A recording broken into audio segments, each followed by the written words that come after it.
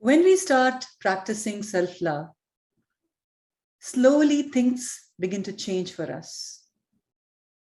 Does it mean that we become perfect and flawless overnight? No. Rather, when we are practicing self-love, we start noticing that we develop a mental toughness to handle our challenges that will inevitably come towards us. I'll give you an example. Say I've lost my job and I'm extremely discouraged and dispirited and feeling really negative about life.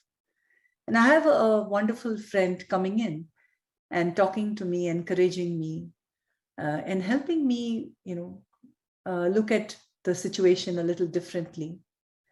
Very soon, in a couple of hours, I'm out of that discouraged energy, and I feel much more hopeful, and I'm able to take some proactive action to help myself. This friend is nothing but self-love. When I practice self-love, when we all practice self-love, we are able to become that friend for ourselves. Be really compassionate towards ourselves. And just being there, loving and accepting ourselves, helps us feel more encouraged and deal with the challenges in life. And how does that happen? When we are practicing self-love, we start accepting ourselves just the way we are, without judging, without criticizing, just being comfortable with who we are. When we start practicing self-love, we start becoming more conscious of our needs, my physical needs. What am I eating? Am I exercising enough?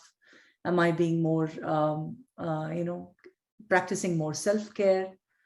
And then I become more cognizant of my mental and emotional needs. Am I getting angry? Am I becoming more moody? Am I withdrawing from people? I'm just observing that. I become conscious that I need more people, or I need more activity. I need more intellectual challenges. I need more work, or I need to slow down a little bit. I'm getting too overwhelmed. I become more conscious of that. Again, when I become more aware of my needs, I become more conscious even of my spiritual needs and how I need to reconnect with my inner purpose. And self-love helps me do all of that, helps me become much more cognizant of my own needs, and helps me accomplish or achieve my needs or fulfill my needs step by step. Again, when I practice self-love, I develop a more greater respect for myself. I'm able to be more appreciative of myself. The small things that I do. Hey, I was able to, I wanted to do an intermittent fast today, and I'm able to do that fasting. And then that's so wonderful. I'm able to appreciate that. And while I'm appreciating and respecting myself, I develop a kind of maturity that increases my competency. So little by little, when I'm practicing self-love, I'm able to see different benefits for myself. We are able to recognize that, I'm such a wonderful person. I'm really valuable.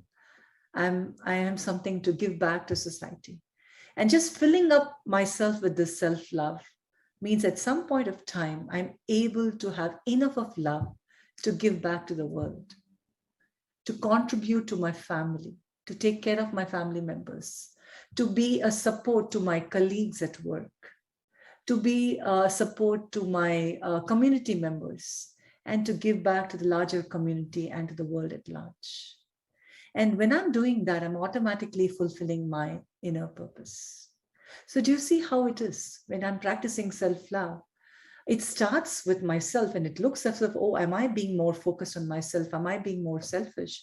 But actually, we are just fulfilling our needs, respecting ourselves, accepting ourselves, and then really being able to be a wonderful citizen to the world and be at peace with ourselves and give back to the community at large. So it's like a one-stop mantra for all of life. And so that's why self-love is so important. That's why I'm talking so much about self-love. It's really so vital because it automatically gives us so much of benefits. I hope you found this useful. And I hope that you take the time today to be more loving to yourself, kind to yourself, and practice just a little bit of self-love for today. Have a wonderful day.